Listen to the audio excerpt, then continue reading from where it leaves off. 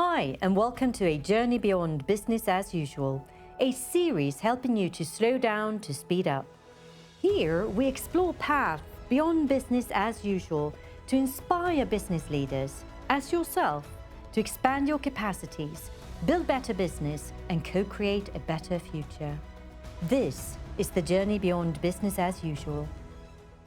So, in my work, I talk to leaders about leading their business, leading their organization, and leading themselves. So I would like to deep dive a bit into leading yourself. Where would you like to start? I would like to start here, as I think the most powerful form of leadership on the planet is my ability to lead myself. And I don't just say that because I think it sounds cool and it sounds powerful. I think when we really start to understand the neurology of leadership, we really start to see how absolutely essential this is.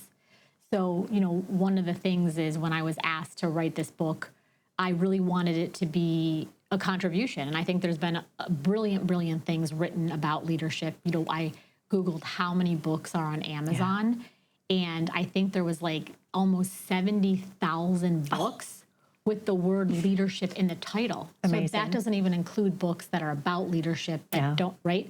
So I think there's just been a ton of stuff written. And I was like, well, what is the piece that the brain can really contribute? And what I want leaders to understand is that emotions, again, this is not metaphorical, and this is certainly not woo-woo. This is actually, I think, very, very powerful neuroscience, that emotions are an energy of contagion. We catch each other's emotions the way people catch colds.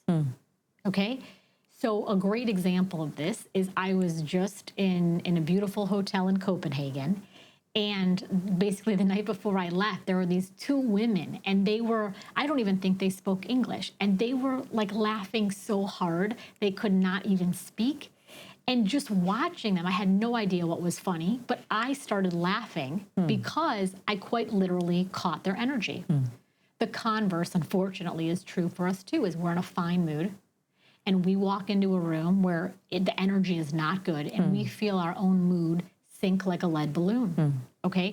What I'm describing is the idea of we're herd animals. We co-regulate, and if you look at kind of the neurophys, our physiology changes in the presence of other people, our heart rate, our pupil dilation, our skin conductance. And so what I think the singular mistake of leadership is, if I can swing with that big of a bat. Go ahead. Is I think the singular mistake is that leaders try to create a feeling in other people's bodies that they have not created in their own. That's a great way to put it. So they say, I would say, one of the biggest things I'm asked to help leaders with is how do we promote employee engagement? So they're talking about things like engagement, motivation, inspiration. So how do I get these people to feel motivated? How do I get them to be inspired? How do I get them to be engaged? And I say that's of course it's a valid question. It's a very important question. It's actually the second question, though. I have another question. And, obviously you build relationship and you build trust with the people you work with. But how are you? Like, really, how are you feeling? And what I hear almost every single time is the leaders are like, I'm frustrated. I'm exhausted. I'm overwhelmed. I'm kind of anxious about all of this uncertainty. I can't figure out, we've done all these things and they're not okay, so how in the world then am I going to transmit the very energy to my staff or my culture that I don't feel inside my own body? There's this saying right now, I'm sure you've heard it, that culture, people love to talk about culture at work because it is so important. Culture is how you feel about your job on a Sunday. So what you feel, okay? So how do I feel in this environment? So I think so much of the energy of a team is about emotion. Well, the leader, and this is another really big piece, the leader is not the person with the most seniority. It is not the person with the most degrees. It is not the person with the most money. It is not even the person with the highest IQ necessarily. The leader is the person with the most potent emotional signal. Visit elisabetlagerstedt.com to continue your journey.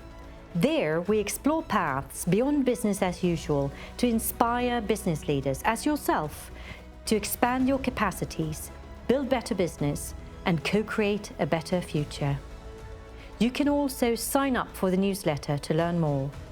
Thanks for being part of the journey beyond business as usual.